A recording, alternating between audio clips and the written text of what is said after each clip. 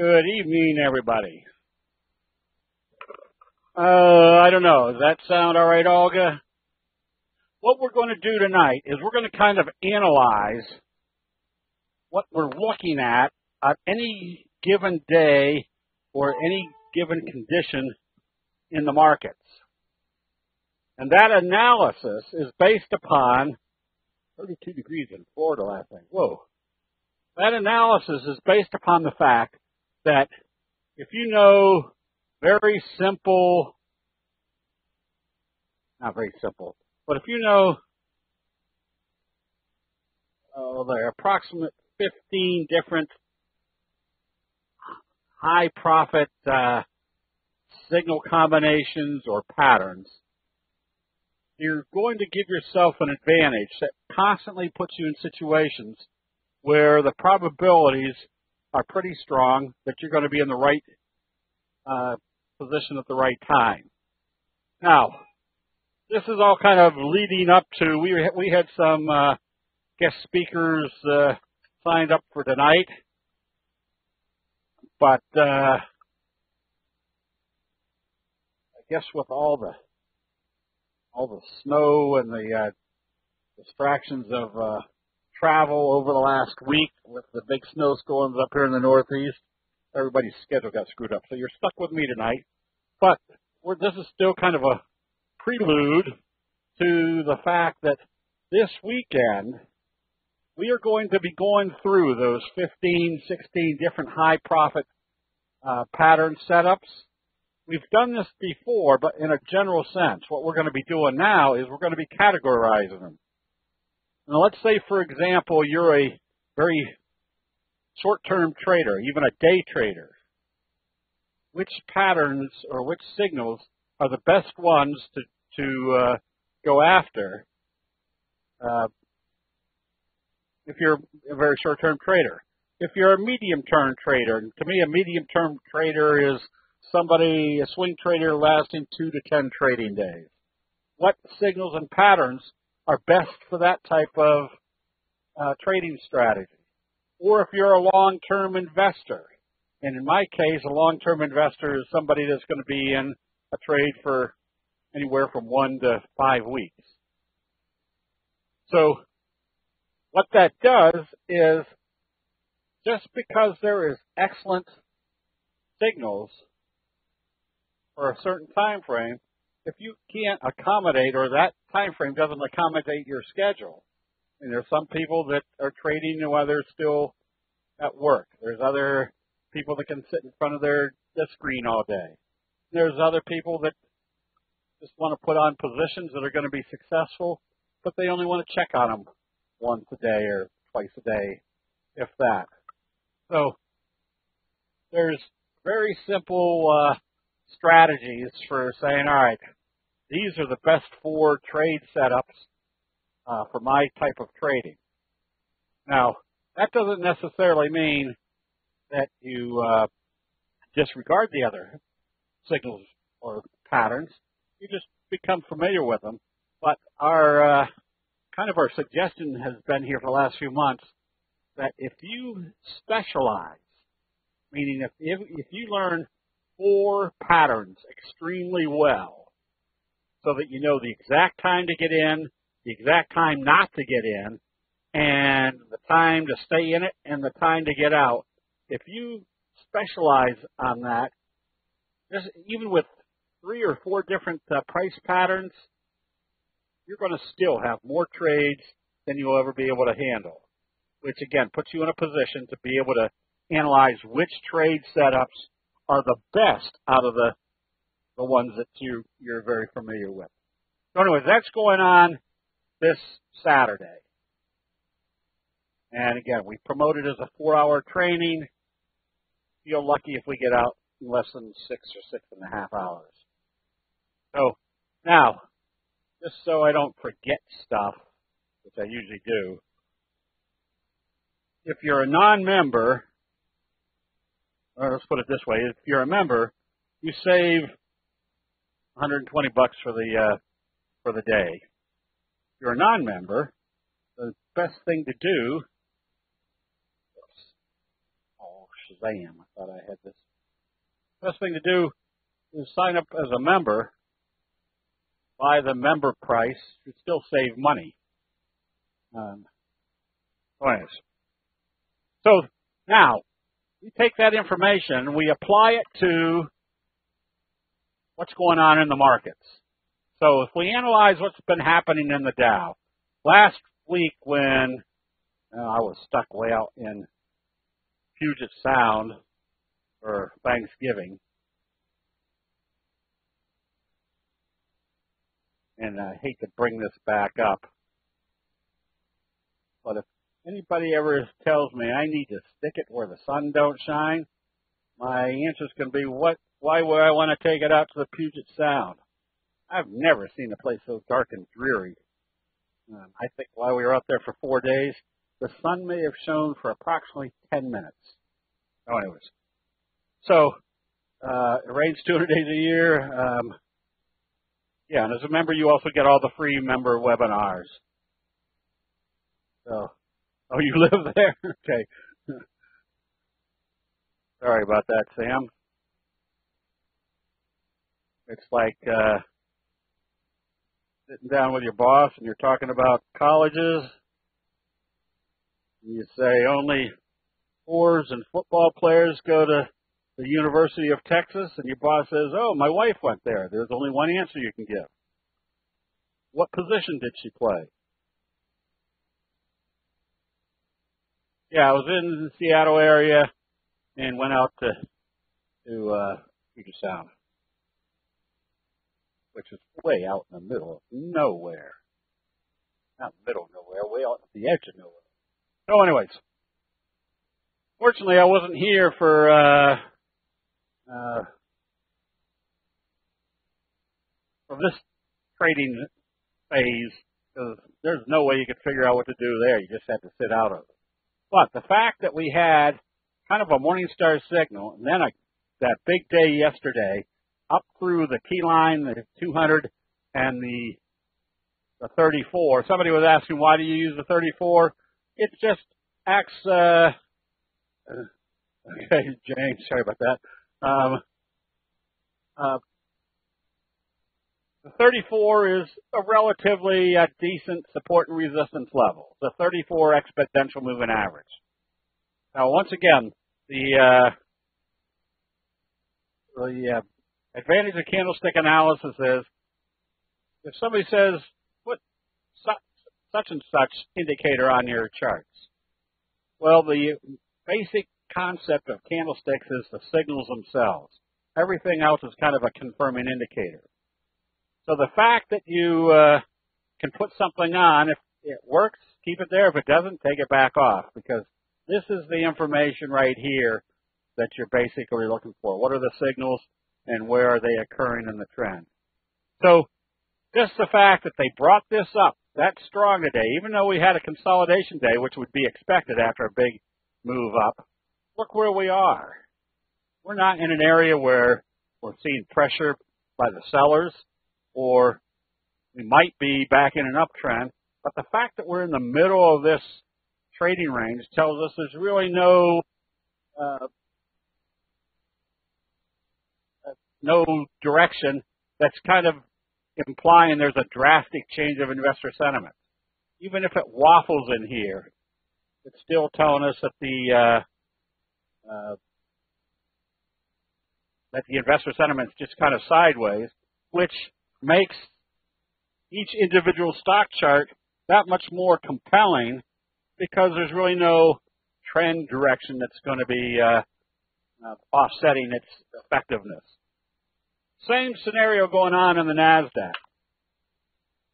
Gap down in the oversold area, what do you look for? A bullish, you look for bullish confirmation, or look for a reversal. Do you anticipate a doji sandwich tomorrow? That's the whole point of knowing what to look for based upon the different signals. If we have a doji, what's our simple doji rule? It's going to move in the direction of how they open after a doji. So if we wake up tomorrow and the pre-market futures are showing that the Dow's going to open down 85 points and the NASDAQ's going to open down 17 points. That tells us, well, maybe the 34 is acting as a resistance level. They're probably pulling it back to test the T-line again. So it wouldn't be a buyer on that day. On the other hand, if it looks like the Dow's going to open up and the NASDAQ are going to open up positive, yeah, now we've got the potential of a doji sandwich. And if they open this positive tomorrow, where's our next likely target? It would be the 50-day moving average, because if this day right here is the same as this magnitude of day trading right here, that makes the 50-day moving average a likely target. So it gives us a framework of high probability setups that if this opens positive, the market's open positive tomorrow, yeah, we want to be staying long or picking up some long positions. Now, before we get into some of the big pattern type breakouts, we can kind of see why some of our recommendations were made, because there's our best friend breakout, and what do we expect after a best friend breakout? At least a 45 degree, which means there's different strategies, and I should probably go back to the promo here for this weekend, being identifying what price patterns you want to use. So let's say you're a longer term investor, meaning you want to stay in for a week or two or three. You can, when we know what to do exactly after one of these big moves, now you've got a steady Eddie. You can just sit and watch it with one basic criteria for getting out. You stay long until you see a sell signal and a close back below the T-line. So this also is leading to our December 15th weekend, which may even be a 2-day weekend with the amount of information we got on option trading, that maybe you're not just merely a stock trader, you want to buy options. So if you know what the result of this type of pattern is, now you've got some different option strategies, whether you buy calls outright, whether you sell puts, meaning that's still a long position that you're selling puts, not buying puts, or you do a call spread, which may give you a little bit more leverage. And that's the different things we're going to go into based upon identifying what type of pattern setup you're probably going to be looking at.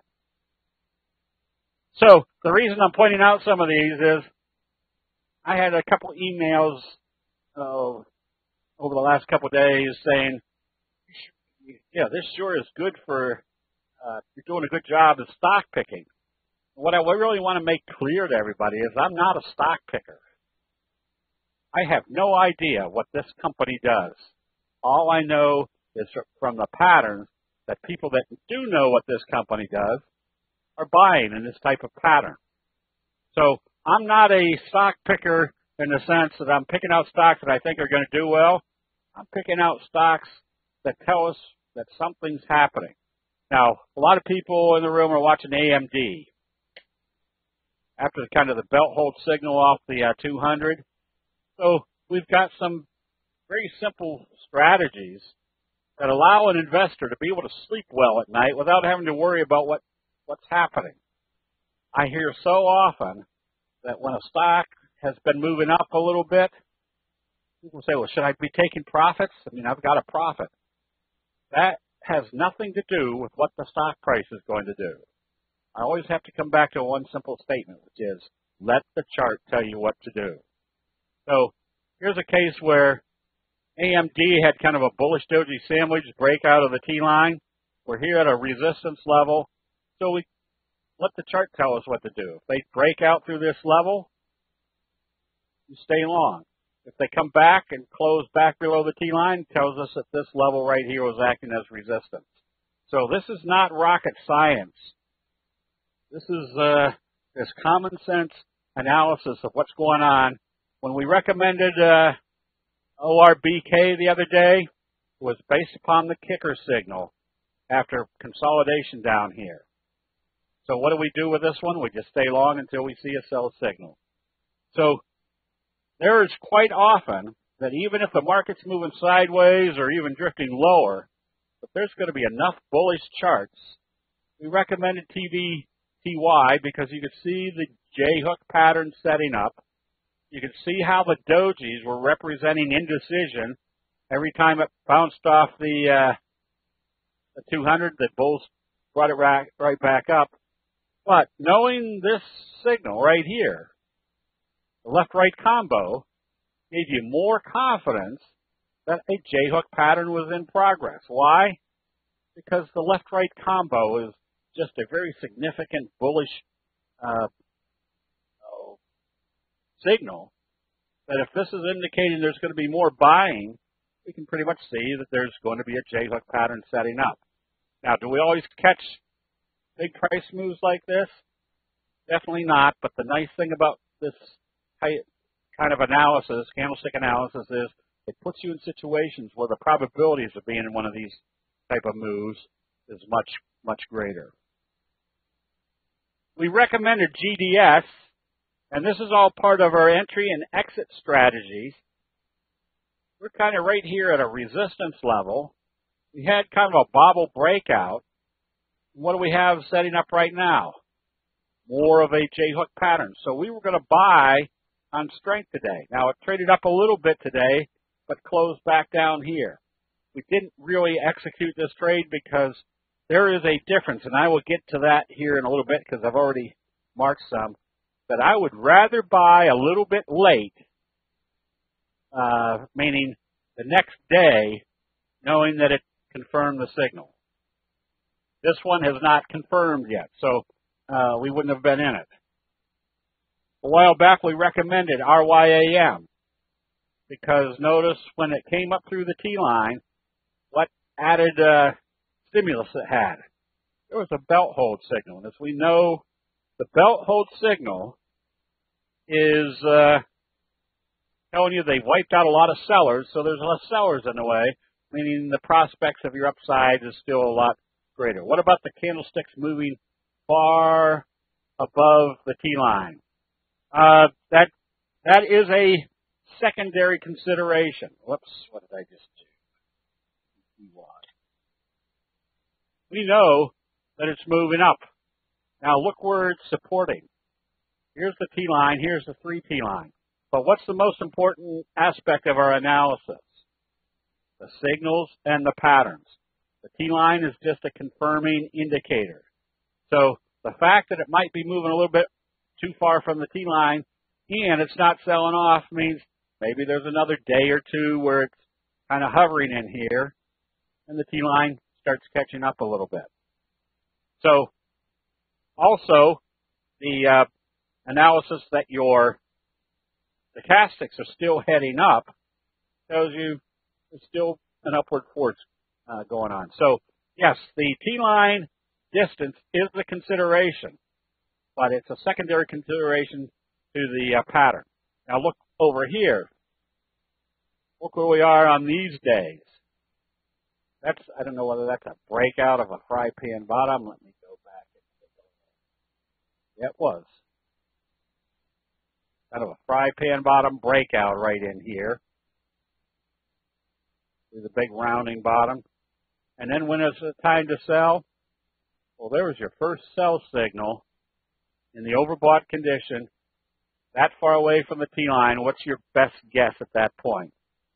But they're probably, when they came back down through this level right here, the low of the doji, what'd that tell you? It was pretty obvious that the sellers were in control, that the uptrend is over for right now.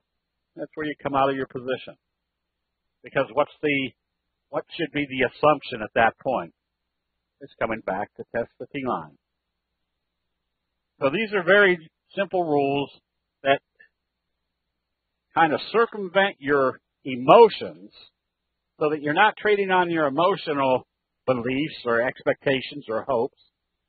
You're doing exactly what you can see is happening in investor sentiment, knowing where the different levels are for you to be out of a trade or to be in a trade. Now, we recommended AXTI today, and it didn't open positive and trade positive. If it had, what were we expecting after a kicker signal? Notice how it opened here and closed here. Let me make this bigger. Opened here, closed here, gapped up at the previous day's open and went the opposite direction.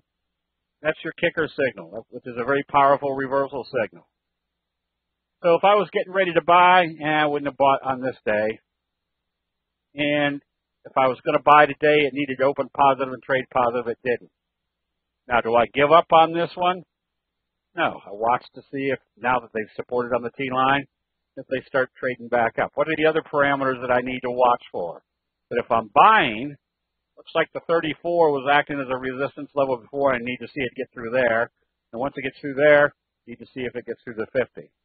So when I say I need to see what it does at these levels, it's on the basis of if it hit here and did kind of a shooting star, that tells me that maybe they're not going through. Get ready to, if they open it lower, close it out.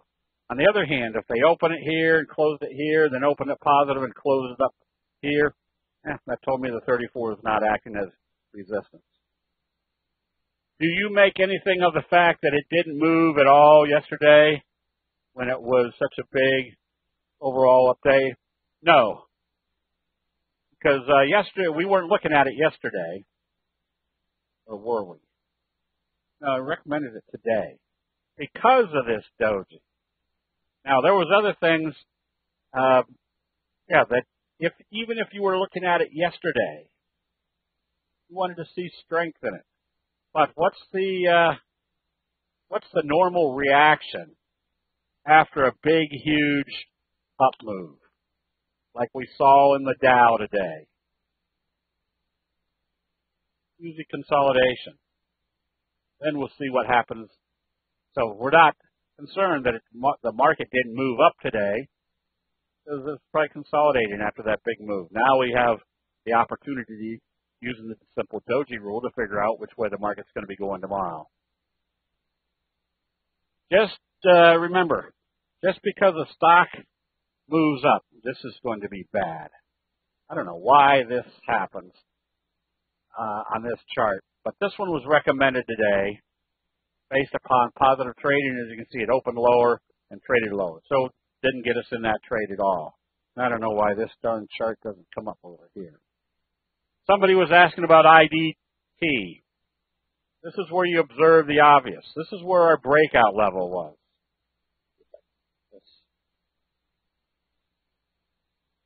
After kind of a little bullish doji sandwich. That you could be buying. When is it time to get out? Well, if you didn't get out here, it needed to open positive and trade positive. Then it pulled back again. So what did it need to do today to tell you you could stay in it? It needed to open and stay above the T-line.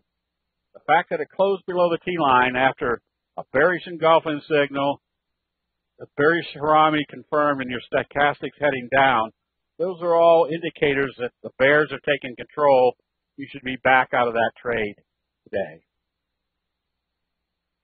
So I'm pointing these out. We're kind of going in a little bit more detail than normal, just because of the logic that you can put into each day you evaluate, or each signal that you evaluate.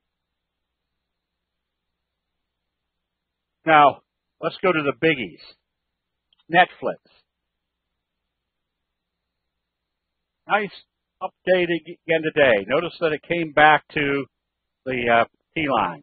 Now, this is part of the process that we're going to be looking at in our option strategies. Look what we had here, left-right combo. Remember, that's one of your strongest indicators that the investor sentiment has changed. There's probably going to be more upside. Now, they opened it today and brought it back down to the T-line. So what's our first analysis of this chart? It's got a strong up move in progress. So earlier today, when it opened and came back down to the T-line, here's the one important fact that I keep stressing every time we do one of these sessions. Nobody has the T-line on their chart. So when a price comes back down and bounces off the T-line, it's not because everybody's buying as soon as they see it on the T-line, because nobody has the 8 exponential moving average on their chart. What this indicates, as you can see on most of these charts, that the T-line acts like a natural support or resistance level. of human nature. And so I always make this statement because this is the most powerful statement about candlestick analysis. If the candlestick signals are the graphic depiction of a change of investor sentiment, the Japanese race traders have illustrated this to us over the last 400 years. That alone is, consequential, because the Japanese race traders have looked at this for 400 years and told us which signals and patterns were the best. And they're doing it based upon a criteria that is consistent through all that time, and that's human nature. Now, you add the fact that you have the T-line, which appears to be a very substantial natural support and resistance level of human nature. When you combine those two, you've got a very, very high probability, strong trend analysis combination. If we want to take one of the weekend webinars, would you recommend this weekend? Well, Alex, this weekend is set up. This was actually supposed to have been done 2 weeks ago, except we had the power outage for 3 days here in Pittsburgh, so we had to move it to the 1st. But it was kind of set up to be a combination. First of all, you want to, and it was supposed to be 2 weeks ago so that you could be getting accustomed to the different signals and patterns that you like the best and start really analyzing which ones you want to go after or become an expert at. You're not supposed to end a preposition with. And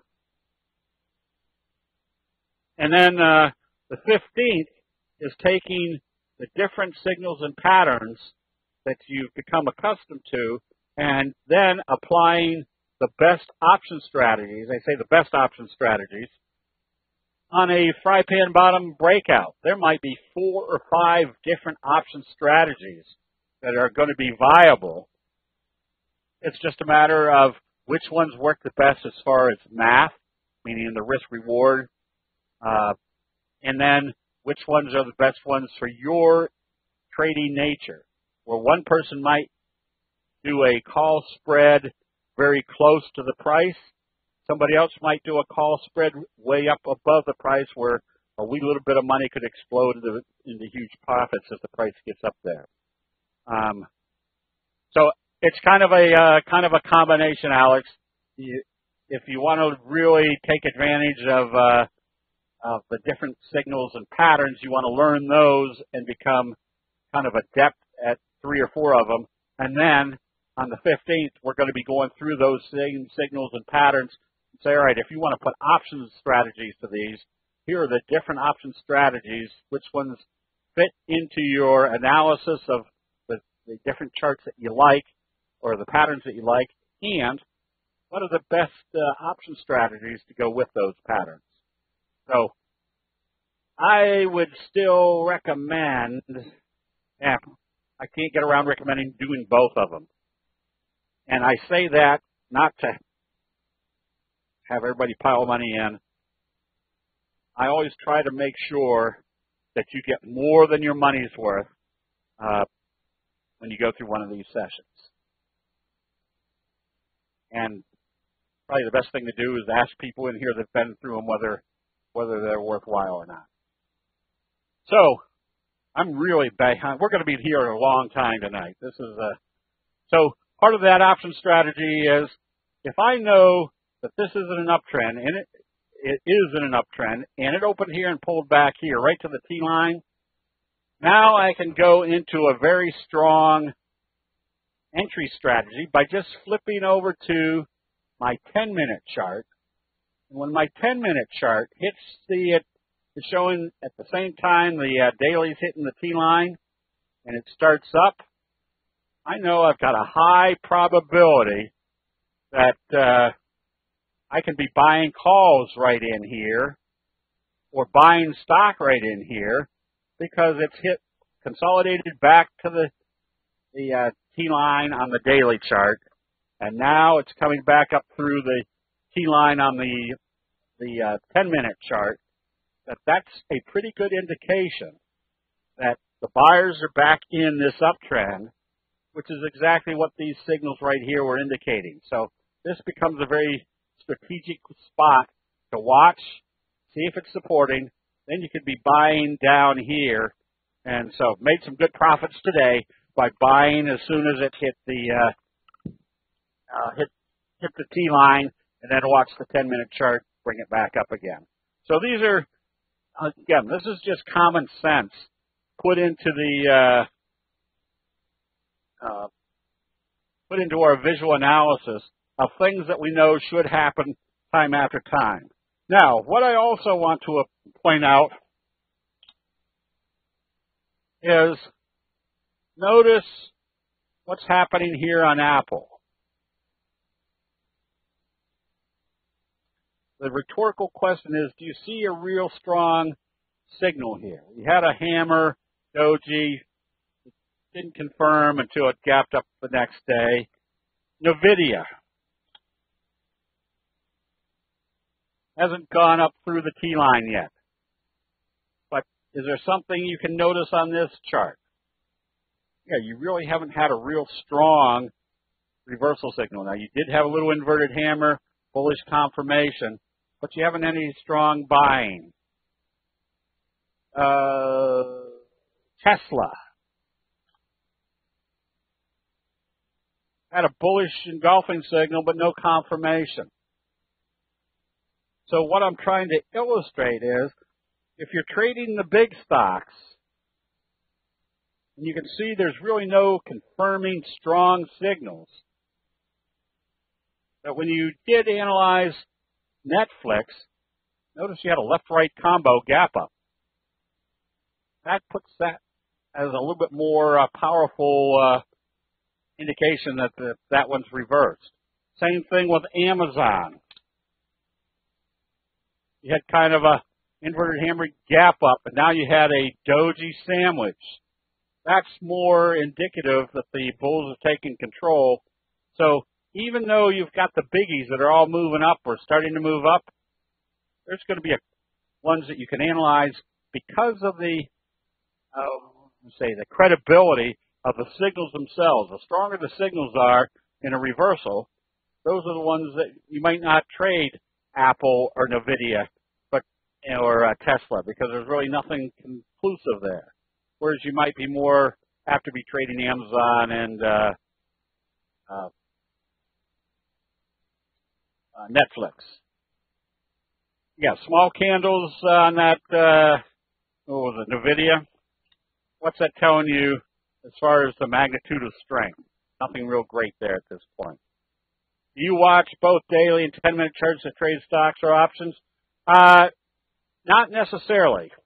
I'm usually trading off the daily charts, but on a case like this, where I know I've had a strong buy signal, and it came right back to the T-line as far as consolidation, the assumption still has to be this right here was a very strong bullish signal, but the probabilities were, especially with stochastics just coming out of the oversold area, that there's probably more upside. So the best a high probability trade setup is then you flip to your 10-minute chart and see what's happening. If you purchase entry on the weekend webinar, do you get a recorded copy of the webinar? Yes. Yes. So the weekend is recorded. So even if you can't sit through the 6.5 hours, you have to go take the kids to, can't go to soccer, it's snowing. Can't be there the whole time. Yes, you've got that that will be sent out to you. Would I buy Netflix? You could.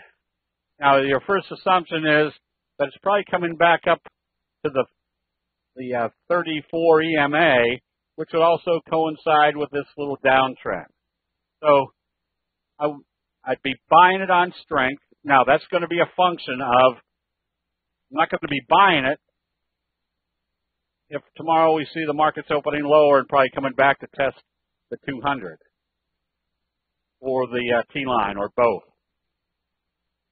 If the Dow is opening up 80 points positive tomorrow, yeah, maybe I'd go after Netflix from this level. Now, that is the same analysis that you would do on any any stock. If you're looking at Labu, which is doing a fry pan bottom, did a doji today, same scenario. If the Dow's opening positive, yeah, I'm probably going to go after something that's had a doji, stochastics in an uptrend. Nugget, on the other hand, really not telling you much of anything. Pretty much telling you probably have kind of a wedge type formation, but it's something you don't want to trade. So that's the other aspect of candlestick charts, is they show you which ones you do want to trade and which ones you don't want to trade, just because there's no direction. You can't, if I can sit here and say I have no idea which way this is going, there's 10,000 other charts out there to look at, and the scanning process will pick out the best 5, 10, 15, 20 for you each day. So why look at something there you can't tell what it's doing? Boeing.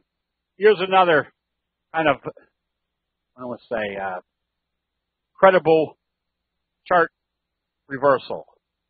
First of all, you had kind of a belt hold signal. Really didn't confirm.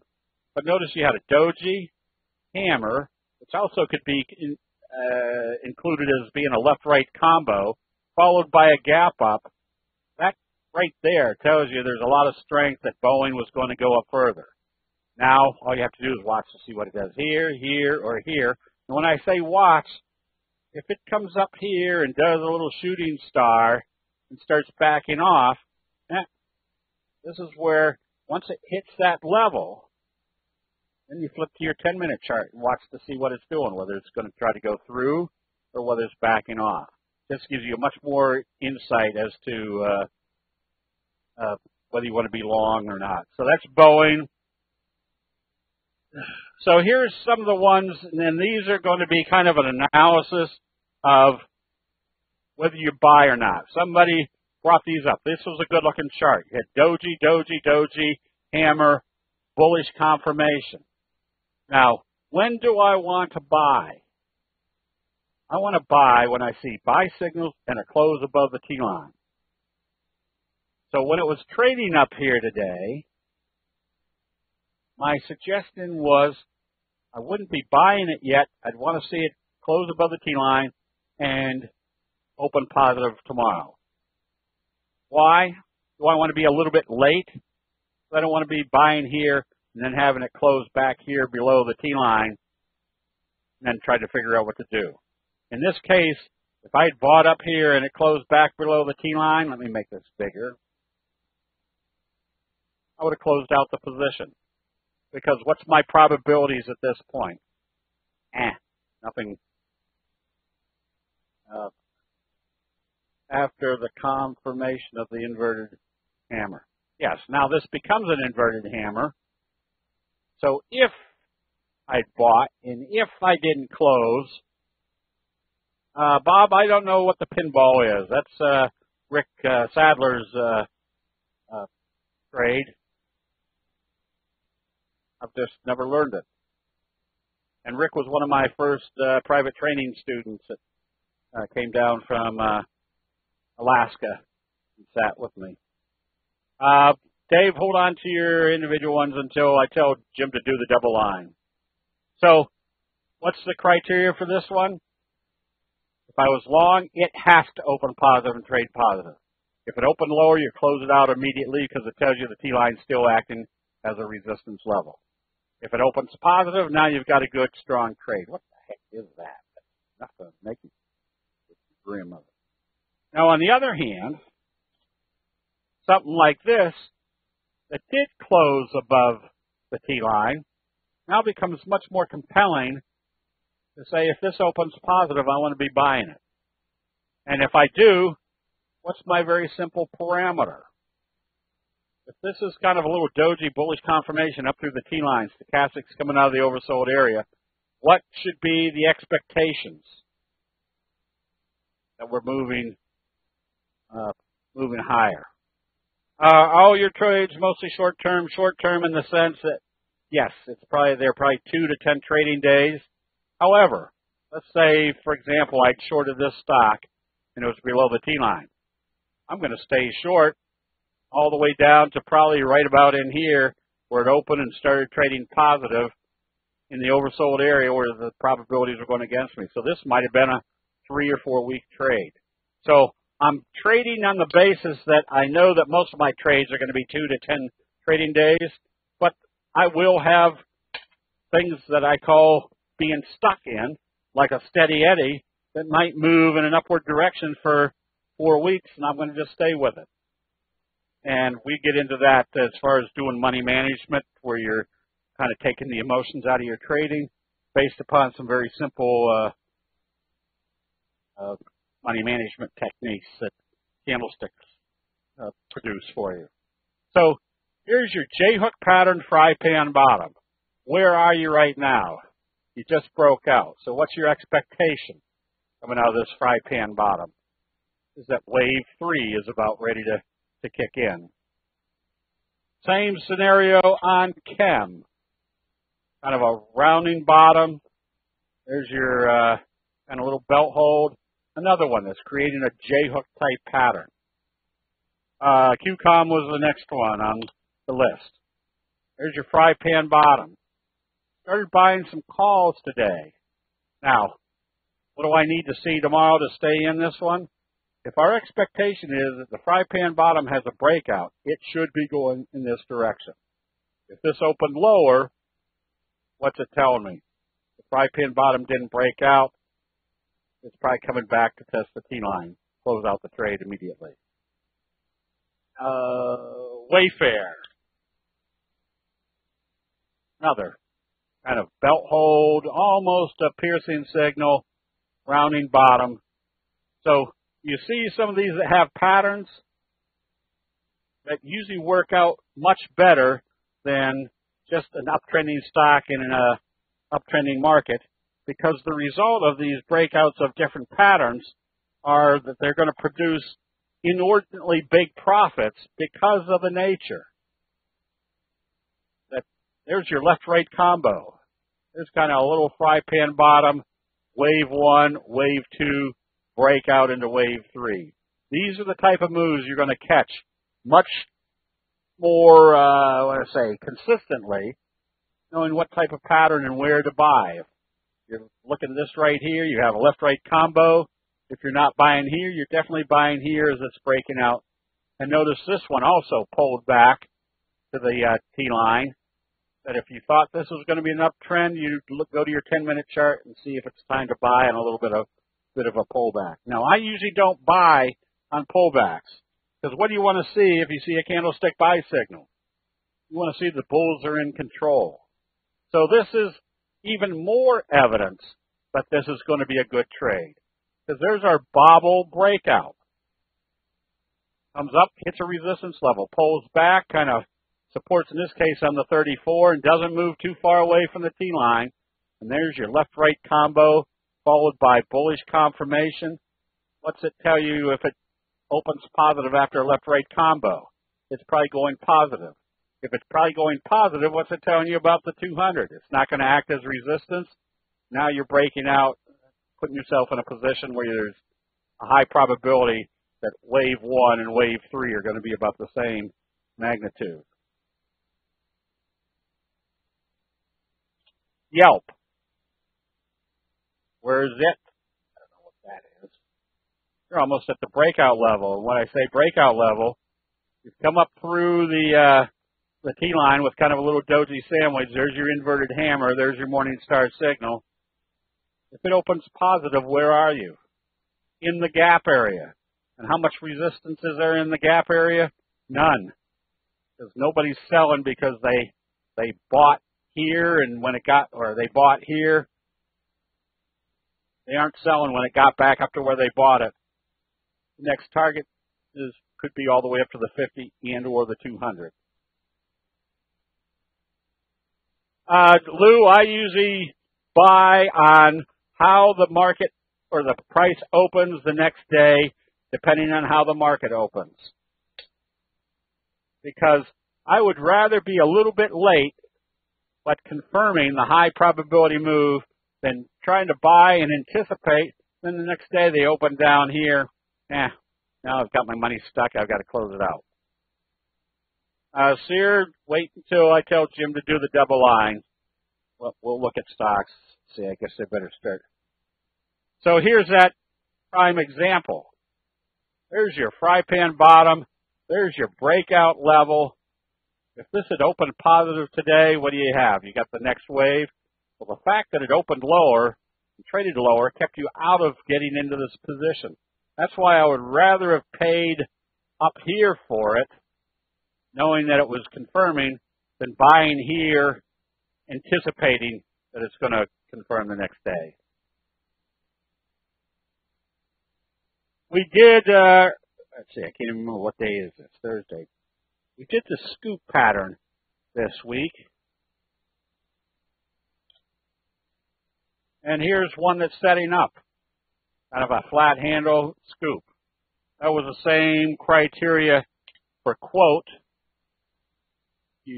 Well, what the heck? Oh, I spelled it backwards. UUOT, how's that? There's your flat handle. Didn't buy it today, but notice you've got kind of a cradle pattern, scoop pattern. I'd be a buyer if it comes back up through this level because that's telling me I've got the potential of a slingshot effect because of this pattern. Do you wait if the stock is far away from the T-line to buy? No, not necessarily. I'm buying the signals and patterns. The T-line is just a confirming indicator. Oh, we don't need to sell scanners, KM.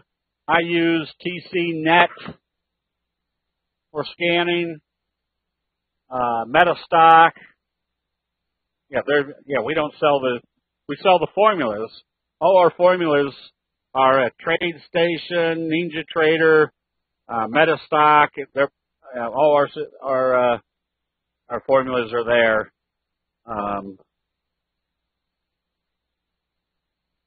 So anyways, if you don't need to Thinkorswim, I think, has a lot of our formulas there. Left-right combo, what is it? Doji and engulfing candle only? No, only. It's a left-right combo is a doji followed by a bullish engulfing signal, or a doji followed by a bearish engulfing signal if you're up in the overbought area. So these are the type of charts that, notice our belt hold, bullish engulfing, big move. Now notice what's happening in Beacon's roofing. Pretty much have this 45 degree. So seeing what's happening right here allows you to establish either buying the stock and or figuring out what the best option strategy would be, knowing that that's probably going to be a 45 degree for a while. So let's see, what was the other one? Oh.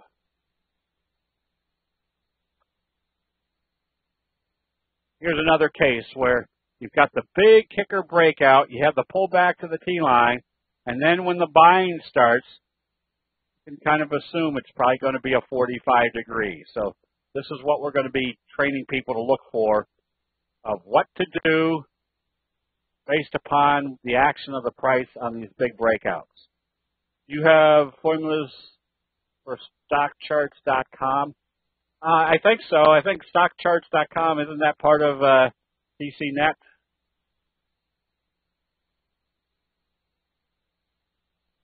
SP, if you're a new member, that's the type of question you ask in the chat room during the day. People will give you the links on how to get there. Yes, they have it. Okay. We're also going to be teaching people what to do based upon a potential breakout. So there's your doji right at the breakout level. There's your fry pan bottom. If this opens positive tomorrow, what do we got going? Probably a doji sandwich, which tells us what's happening right here. This fry pan bottom is breaking out. Again, this is just setting up visually where a high probability price move should occur. Steve, same scenario. Big long-legged doji. And notice where this supported today. Right smack dab on the 50. That wasn't a coincidence. You had a breakout, kicker-type breakout through the 50. Long-legged doji that supported in the 50 and came back up. If this opens positive, what can we assume? Another day like this, which means this whole area is now breached. You're going to be in a strong uptrend. Would you have sold on the dark cloud signal? Oh, Jay, which one was that? I don't. 2 charts back. I don't even know what the 2 charts back would be. Let's see. These are. Oh, yes. If I happened to have bought here because I saw the kicker signal and it closed here and it opened positive and traded positive, I very simply would have put a stop at where it opened. As logic says, if it came back down through there, the sellers are in control. I want to be out of the trade. So again, these are little techniques.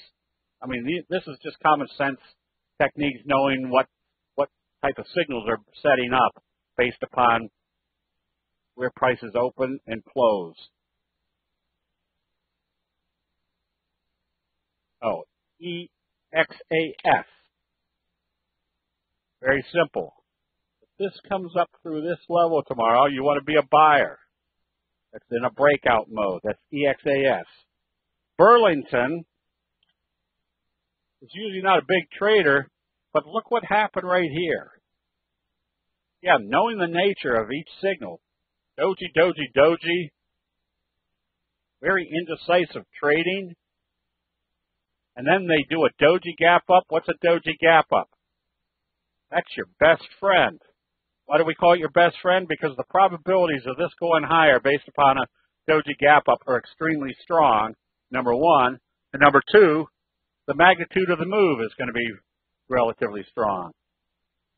Do you wait 1/2 hour after open to determine direction? Not really. Yes, you got an island reversal. If the market's opening positive and the stock that I'm looking at is confirming opening positive, I might be buying within the first 90 seconds. So that's what we go through in our entry and exit strategy sessions. So for those of you that don't know the membership of the Candlestick Forum, we have the Monday night sessions for members where we go through these type of analysis.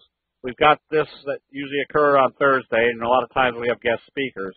But on Tuesday or Wednesday night, we would do individual aspects of analysis, like the best scanning techniques, stop losses, and because candlestick analysis is based upon human reactions or human emotions, it's very simple to put a stop at a level where the chart is telling you there's been a reversal, you want to close out the trade.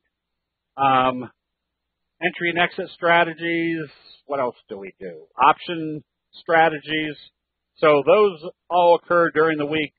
Now, those are all available to members in training videos, obviously at a discount.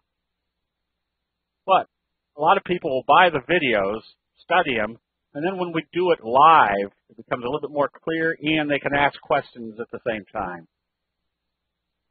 So Burlington pulled back and came back up. This tells me that if this opens positive, you want to be buying. You've got kind of a little scoop pattern. You've got kind of a cradle pattern and an island reversal. You've got all the aspects of this probably heading higher, maybe all the way up into this range, what the trend was prior to the pullback.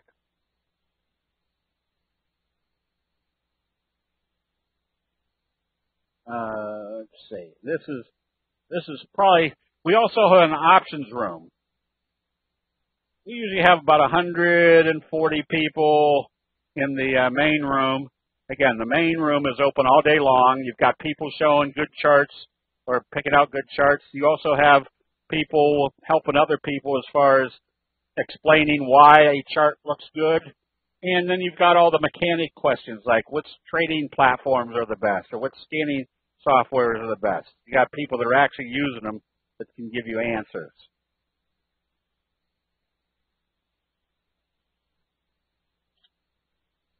Oops, what happened? Oh, that's not right.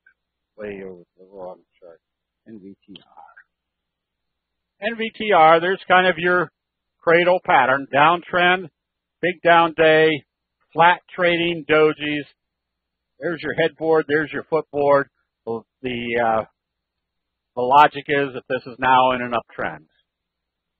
Just even based upon, without the headboard or footboard, mostly with the footboard, if you see a series of dojis and then they tell you which way they're going out of that indecision status, that's usually a good time to buy. SSNC, same scenario. Headboard, footboard, strong up move. EVTC was the same scenario. And so this is back to the question, do you buy when you see this?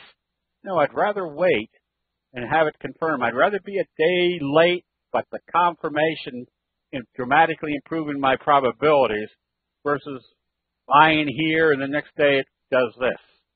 Now we've got to wonder what to do from this point. Whereas if it had opened positive and I was buying, the prospects of it heading higher were that much greater. And WTI, almost kind of a cradle pattern. Now you want to see if they open this positive. So when you recognize a cradle type pattern setting up, look what's happening in crude oil. This is the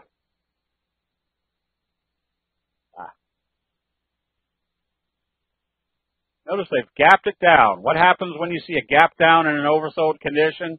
You start looking for buy signals or buy confirmation. Because you go back to the very basic of what Japanese race traders tell us. Where do most people sell? They panic sell at the bottom. So now look what you've got. Doji, doji, doji, doji. Got 4 or 5 dojis in the oversold area. So what do we expect?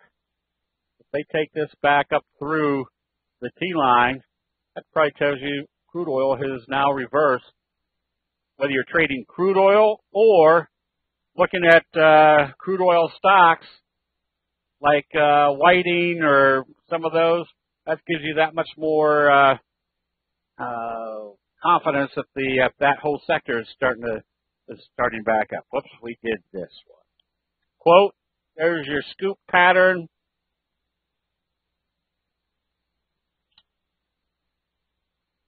ADAP, kind of a little scoop pattern coming up through the T-line. So if you can recognize these different patterns. So here was I'd say this one wasn't a scoop pattern, but this was a J-hook pattern setup. Notice we had a morning star signal after a big price move coming out of a fry pan bottom. The sell signals that brought you back to the T-line. You should have been out of this trade. Now it looks like you should be back in it because you've got a morning star signal. If they opened it positive and trade positive, what did you have setting up? A J-hook pattern. The fact that they opened it and took it down, what did that tell you? Not to get in this because you don't have a J-hook pattern setting up. How do you use the 3T line? The 3T line becomes more effective the further away you move from the T line. It just acts as a quicker analysis tool. And we'll do a T line, 3T line combination training here in the near future. I say the near future. When it gets cold and ugly outside, we do a lot more sitting inside and doing training. Jill. Not a great looking chart, except we can see what type of pattern or signal it's done. Notice what happened. Opened here, closed here. Gapped up and did a doji. A long-legged doji. And what's our simple rule of a doji? It's going to move in the direction how they open after a doji. And if they open it positive, what type of pattern or signal do we have? This is what we call a bullish flutter kicker. Because if you took out this little flutter, you essentially have a kicker signal where it opened here, closed here, opened here, and went the opposite direction. This is a very strong bullish signal because it tells you the investor sentiment has been kicked in the opposite direction. Fat fingers. So here's one that we illustrate because where do people sell? They panic sell at the bottom. Now this was a doji. It's one of the, obviously one of our 12 major signals. Why is this significant? Because it pulled back, and then they gapped it down and did a doji. Now, if they had gapped it down and closed here, that was still strong selling. The fact that they did a doji gave us a little bit more insight to say, all right, this is where the buyers might be stepping in. We can start buying on positive trading. If we're not real convinced, what the next day do? A left-right combo. That's where your confirmation is, where they've gapped it up above the 50 and started trading above the T-line. That tells you my next wave is in progress.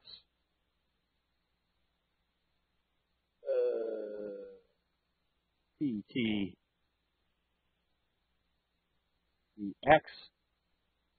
So when I see this gap down, again, this is a gap down hammer signal in the oversold area on big volume. Where do most people sell? They panic sell at the bottom. That's where you start looking for buy signals. John asked that as soon as I tell Jim to do the double line. When I tell Jim to do the double line, that's where you type in individual stocks that you want some analysis on. Arco, another one that tells you the breakout occurred at the obvious spot, which was a bullish engulfing signal closing above the 200. Now in the next wave, wave 1, wave 2, going into wave 3.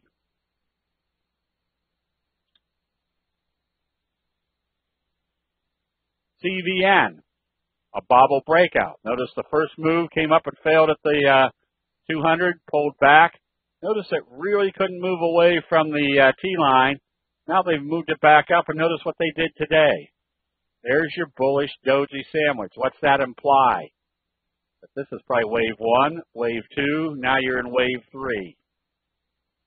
And wave 3 is going to be pretty much the same magnitude as wave 1.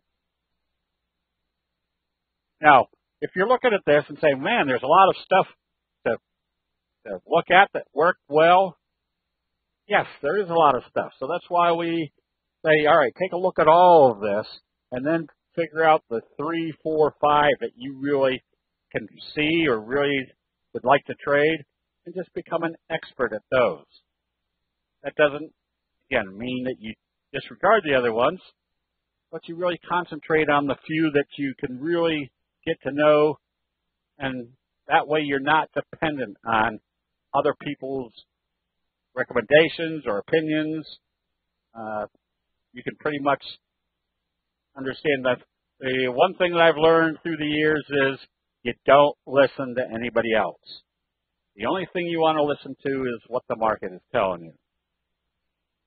So I'm looking at this one because look at your doji. Use the T-line as a support. Closed right here. What's this tell me? It tells me if they start trading this, open this positive, trading positive, I've got a strong next wave in progress. Wave 1, wave 2, wave 3, way up here someplace. You could also use the belt holds as a trading strategy. Remember what a belt hold does? You got buyers, sellers, buyers, sellers, buyers, sellers, and then bam. The sellers all get out, but the bulls sop up all that selling. So when they bring it back up, they've wiped out a lot of sellers, which means there's less sellers in the way of any new buying.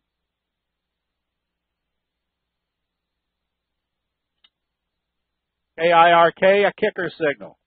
This one gets a lot of consideration tomorrow because they opened it here, closed it here, they gapped it up above where they opened it and went in this direction. That means there's been a drastically strong change of investor sentiment.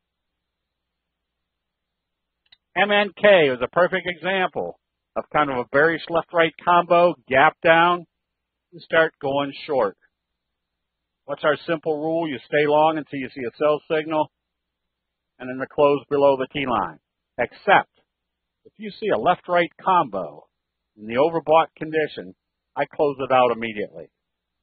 That left-right combo is so strong that the probabilities of this going up from here is very small. If I close it right here, what's my trading strategy? I can always buy it back if it comes up through this level. But the probabilities with that left-right combo tells me get out of that trade. STX.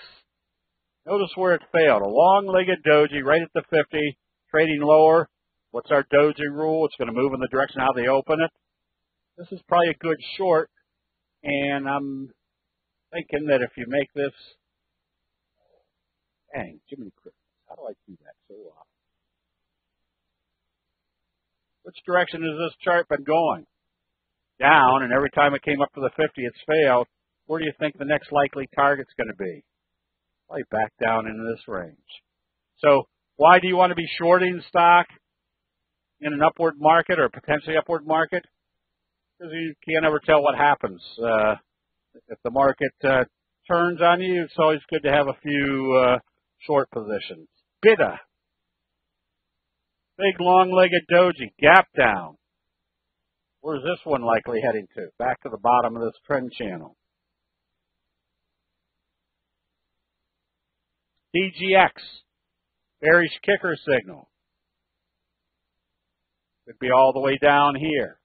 So having a few short positions in the portfolio, just kind of, there's always going to be some good shorts in an uptrend. There's always going to be some good longs in a downtrend. There's your hanging man, lower confirmation. Where did this fail? At the same level it failed before. This time it's got the added resistance of the 34.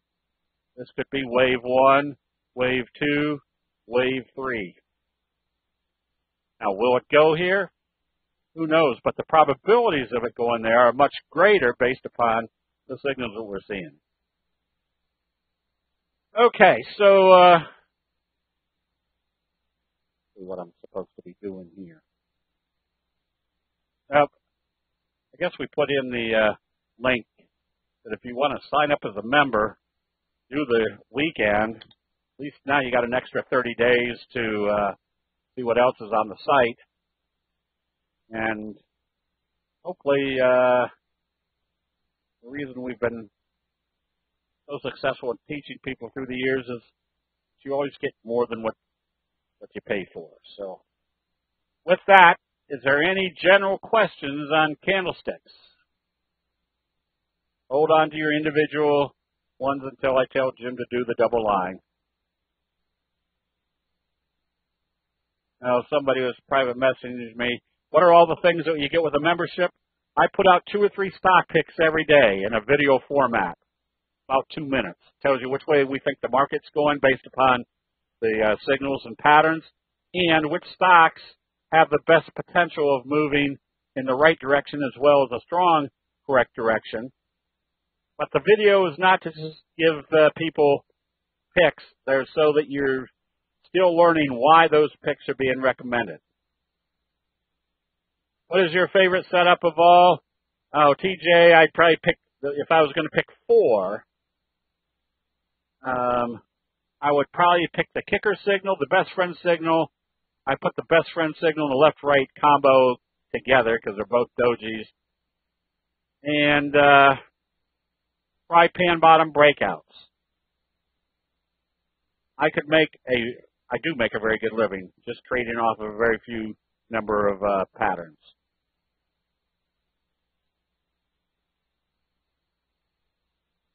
Okay, so I guess with that, Jim, go ahead and do the double line. Name again, please.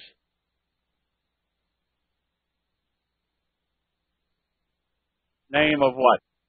Pat, the favorites, the best friend, left-right combo, the kicker signal, and let's say a fry pan bottom breakout.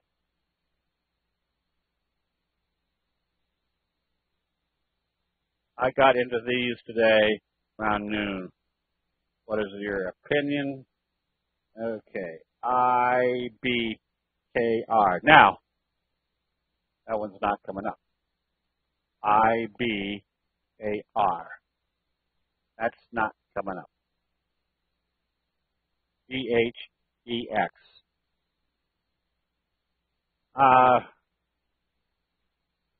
The first thing I do is usually 85% of my trades are done probably within the first 45 minutes of the day.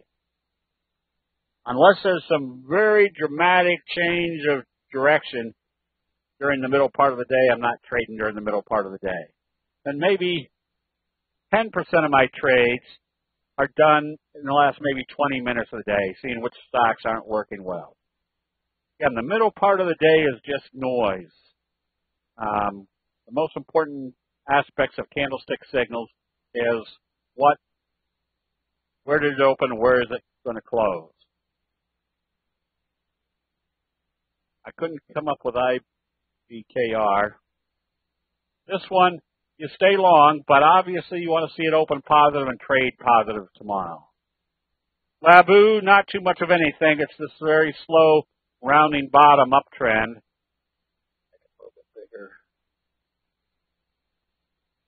I would stay long. All you do is use the T-line as your stop.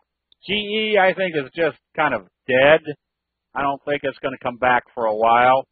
However, rule number one, you never listen to what anybody else says. There's a left-right combo. You can be buying this one on positive trading. There's a wee little teeny gap. Well, maybe they filled it with that. So you can be buying it. It's just hard. I never trade GE because, number one, being an institutional type trader, it doesn't move very fast. And AMD, you just stay long as it stays above the T line. Breads, this was another case where it needed to open positive. This is a very good example. If I had a Morningstar signal and it opened positive and trade positive, which direction should it be going? Should be going in this direction.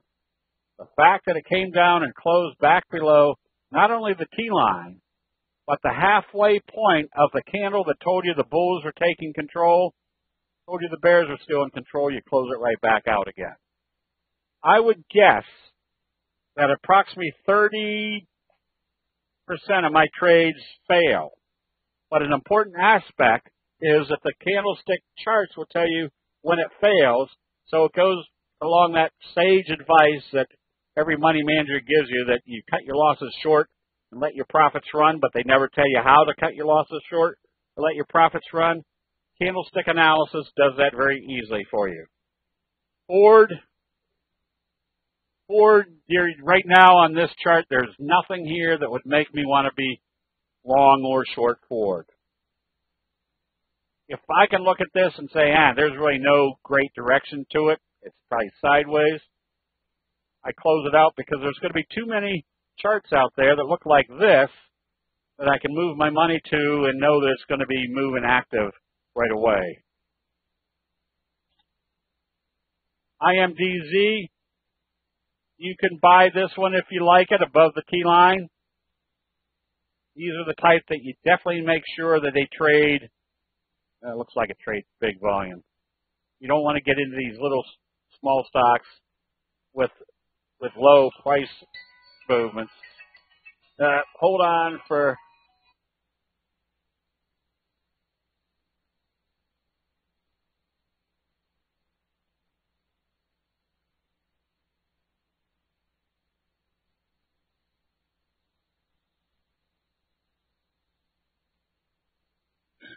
Okay, sorry about that. You want to make sure these small price stocks have a lot of volume to them so you can get in and out. Box, notice what it did today. It opened up here and closed back down here.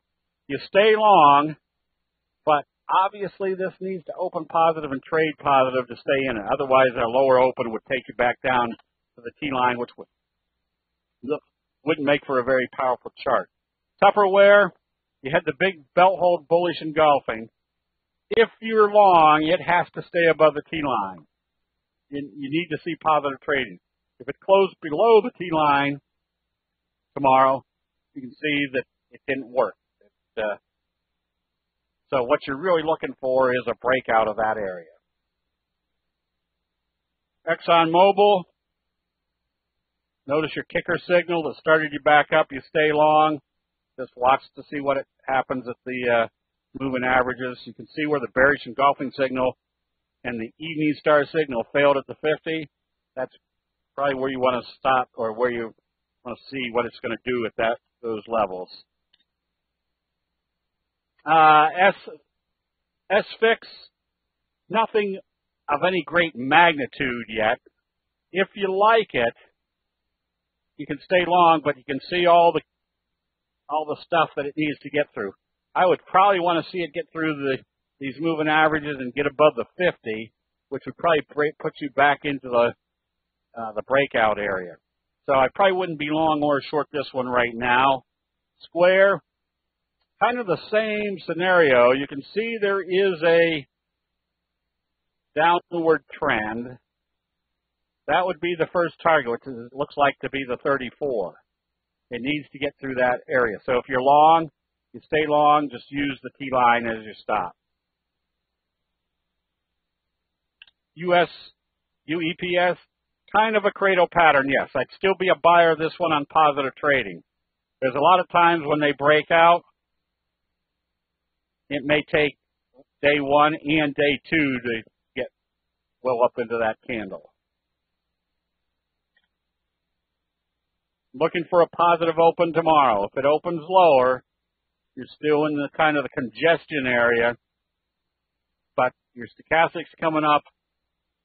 Today was a good day in the sense that after that big trading day yesterday, they didn't back off very much today. The 20-year bonds, you can start looking for a bullish flutter kicker. If it opens positive, if you have a bullish flutter kicker coming right off the 50, that means you could have another run, wave 1, wave 2, wave 3, up to the 200-day moving average. CRZO, another one you can buy, but be aware of the downtrend. So you don't have anything that's showing dramatic strength. You're seeing some buying. So if you like it, you can stay long. Just use the T-line as your stop. Ultra, kind of a morning star signal, gap up. I would suspect it's moving back up here. There might be a wee little teeny gap here, which would probably coincide with the 34. Hemp.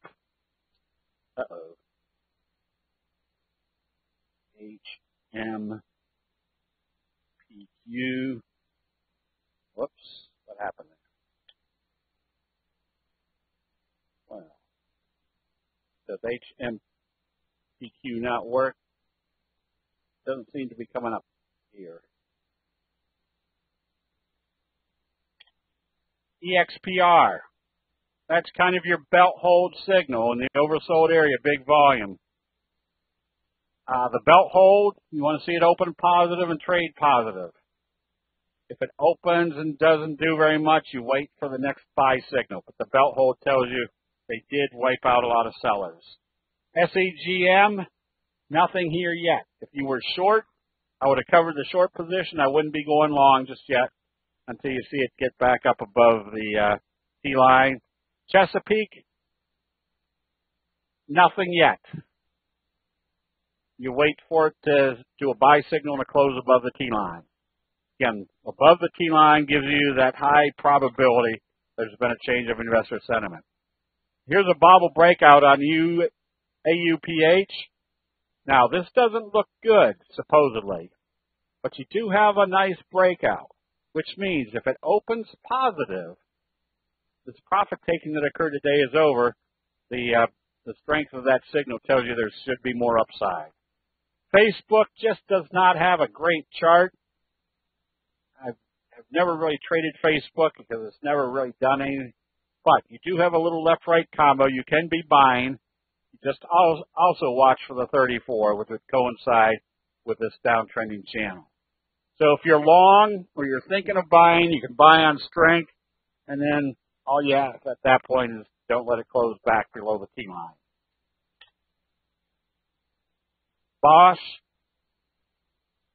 not a real strong reversal in here. And it looks like you're probably in a wedge formation, which means it's probably not a great trader at this point. I'd probably be someplace else. And Teva. Teva was trying to get back up today. You have a couple of hammer signals, but there's nothing yet to tell you there's any strong buying coming into this one. Here, another one where you've done a doji right here at the resistance level. It's if you're long, I wouldn't want to see it trade back below today's low. That tells you they failed at the 50 again.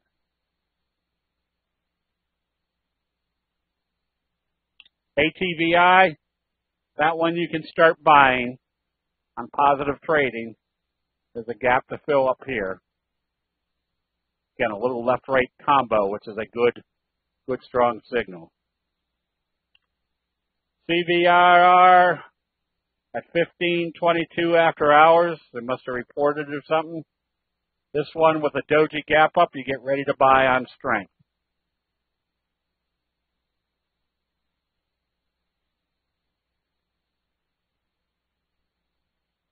What is the best book class to learn about options? Options for dummies or beginners. Mike, when we do the 2-day training on the 15th, the first thing we're going to be going through is the basics of options, probably the morning of Saturday. That's going to show you how options work and then the different option strategies. Like you've got bullish call spreads, you've got things like what they call the iron condor, you've got the butterfly. Now, a lot of the strategies we're going to be showing, we're going to go fairly quickly because they aren't relevant to candlestick analysis, because candlestick analysis is more oriented toward directional price movements. Some of these are oriented toward non-directional or non-moving positions.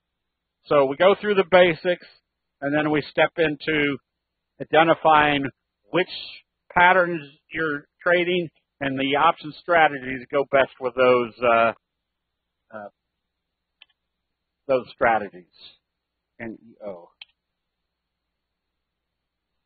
NEO, you just stay long. Now, you definitely want to see this open positive, but look at your morning star signal, basically right here at the 50. Look for a wave 1, wave 2, wave 3. Notice wave 1 started with a bullish engulfing with a booster. Nice move. Then your evening star signal told you it was time to take profits. Using Kirk as an example to trade a huge wide range bar, do you put your stop at the close of today, or if trading higher tomorrow, put the stop at the open? First of all, first of all, I want to see it start trading positive. If it opens lower, I'm not in the trade until it comes back up through this level. Then if I get in, I might pick the halfway point of this candle as a stop, because if it came back down and closed more than halfway down this candle, it's telling me there's no strength in it. So I just pick a level, and again, the halfway point of a candle is what the Japanese rice traders use quite often, because logic says if this is the candle that told you the bulls were in control, if the bears can close it back more than halfway down that candle, the bears are still in control. JB, didn't we do this earlier today? There's nothing here, nothing on this chart that would really make me want to be long or short. Now, if you are long, you definitely want to see it open positive and trade positive. Bunko, left-right combo. You can be buying this one, but this is not a very good or compelling chart. You can see you're in a downtrend, so maybe you can get a pop back up to the 50. if you see some good strength. Now, good strength is a good, strong signal. Any's still in an uptrend. I wouldn't go short, but I may have come out of long positions today because you can see what was happening up here. Notice every time they were taking it up, they were knocking it back down. So when you start seeing the shadows to the upside, that's telling you the bears are in control. I would have closed out this position on a lower close today. GKOS looks like it broke out.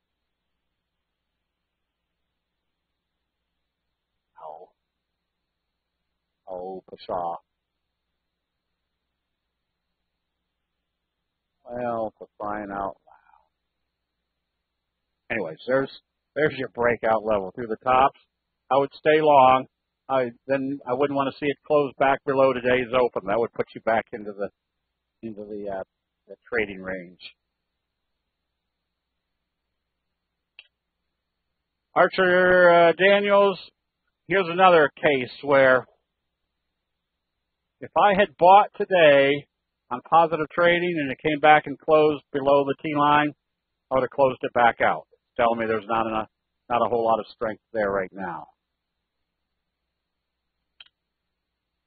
Nielsen, there's your breakout. You can see the breakout level, which was the 50.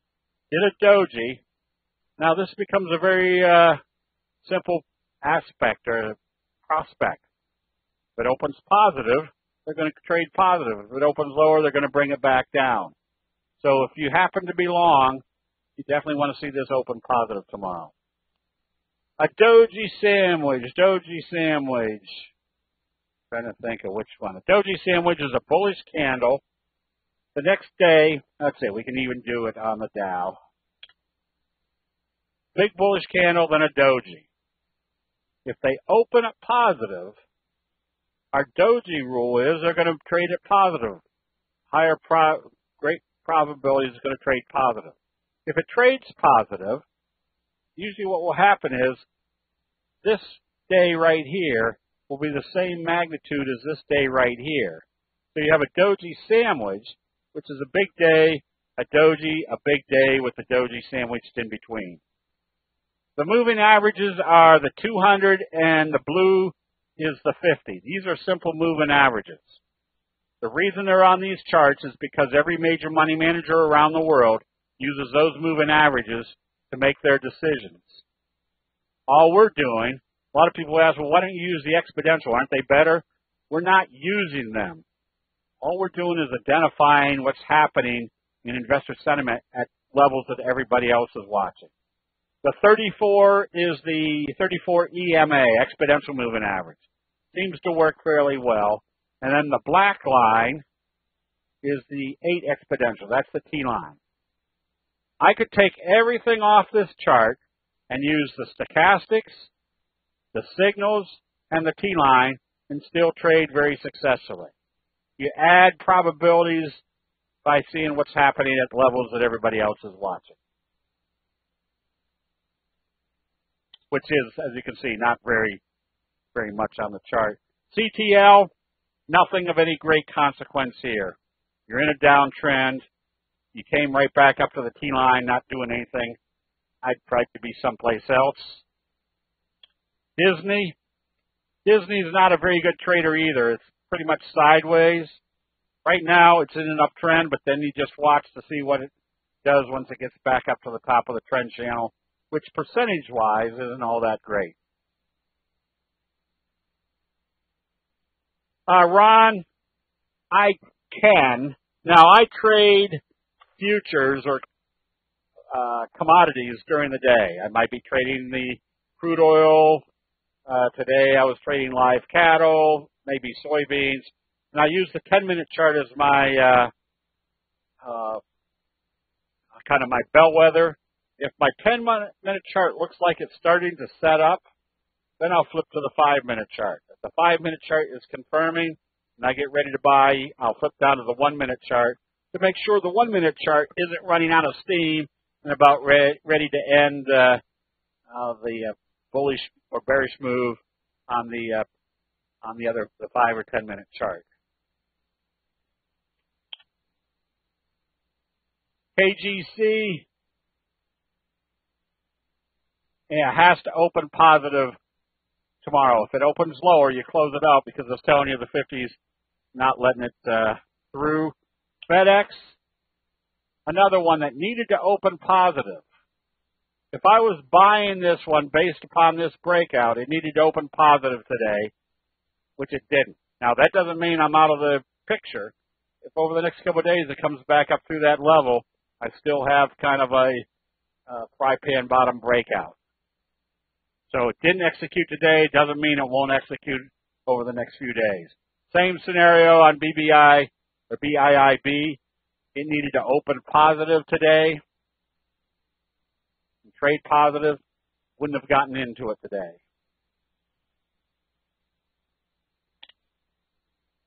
Ultimate Software, you stay long.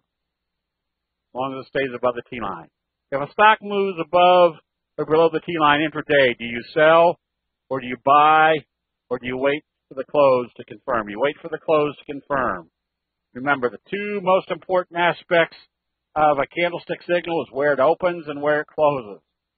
Everything in between is just noise.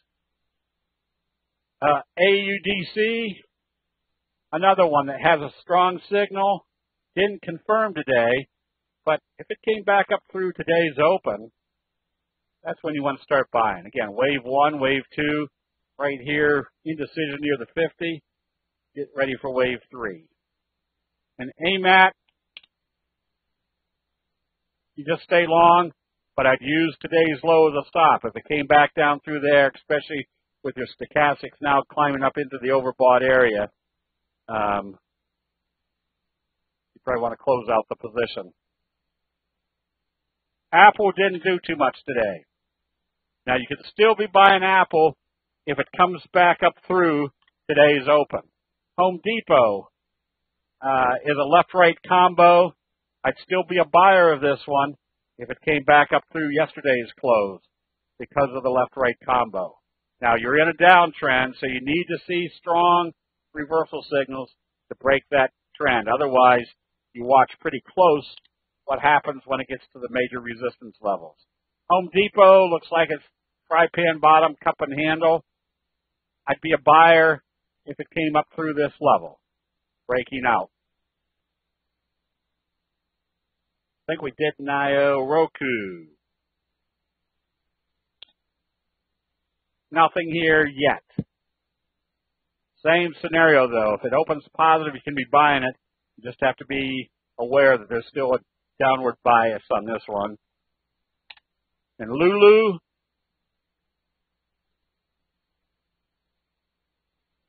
little best friend signal. You can be buying this one. Not so much, well, you got a downward bias, but not a trend down. It looked like a wave 1, wave 2, wave 3. Notice where it bounced. Right smack dab off the 200. Started back up. Your best friend tells you the buying's there. I would watch not so much here, but more here at the 50. So you can be buying this one and then just use a simple rule. Don't let it close back below the T line. TNX, with it opening here and closing here, if you're long and needed to trade positive, I'd still be a buyer of this one on positive trading.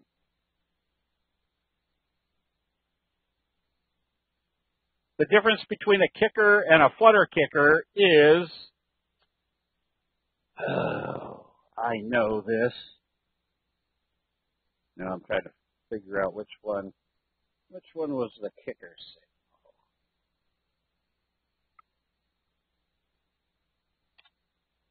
No.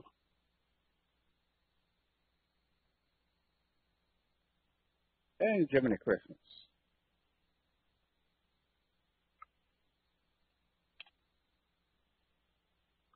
No.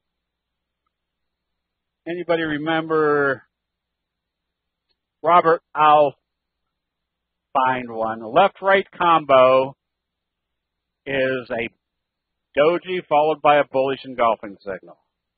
The one I remember is there's your doji followed by a bullish engulfing signal. That's usually very so, and it can be on the bearish side too. You can have a doji bearish engulfing signal in the overbought condition.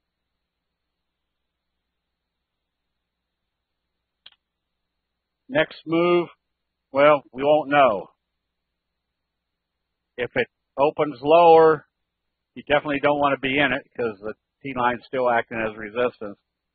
To be a buyer, I'd want to see enough strength where they get it up through today's open. That would tell me. Now remember, this isn't a signal. This is a doji, no bullish confirmation. You have a little gap up. So it's bullish. It's just there isn't a real bullish signal here right now. How do you check to see if all these stocks are opening positive or negative at the open? Bob, I use a TC 2000. I've got them on a watch list over on the left side of the screen that updates as I'm looking at the charts. So if I can look at the watch list and see that XYZ is up 50 cents after on the open, I know pretty much that may have gapped up. So you've got softwares that have the watch list, and that shows you what type of move they've made. So tomorrow, if I'm watching my watch list and it looks that Apple is opening up here, yeah, I can see that from the what I was doing on the watch list. See, we did the left-right combo. CRMD. Yes, this one is almost a flutter kicker. You can see, well, it's actually a kicker signal. You can see how they kind of opened. They opened here and closed here, then they opened right about the same level and went this way. That's a kicker signal. Now, I know I had a kicker signal. Oh, Jill was a flutter kicker? Yes, because Jill opened here and closed here. Then it gapped up and did a doji. Then it opened positive and went this direction. If you took out this little flutter, took out that day, you basically have a kicker signal where it opened here, closed here, gapped up, opened, and went the opposite direction. Party.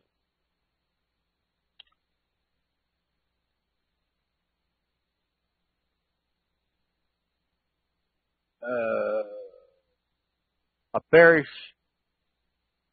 flutter kicker. Let's see. Bearish flutter kicker. No, I don't see it on here.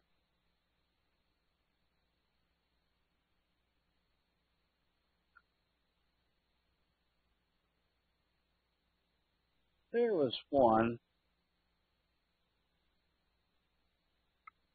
Where is it? No.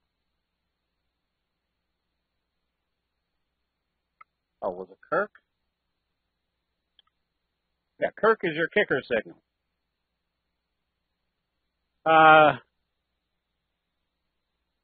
This is a kicker signal. Opens here, closes here.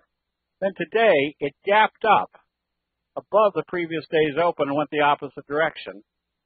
That's a kicker signal. That tells you there's a drastic change of investor sentiment. Okay, I've kept you way past bedtime. So with that, they were up 20 to 30% because of the Farm Bill. Okay. Yeah, I probably can't get the penny stocks up over here.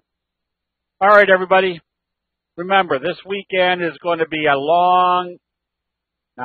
but a very intense or very, refined analysis of each signal and pattern of where you get in, how you stay in.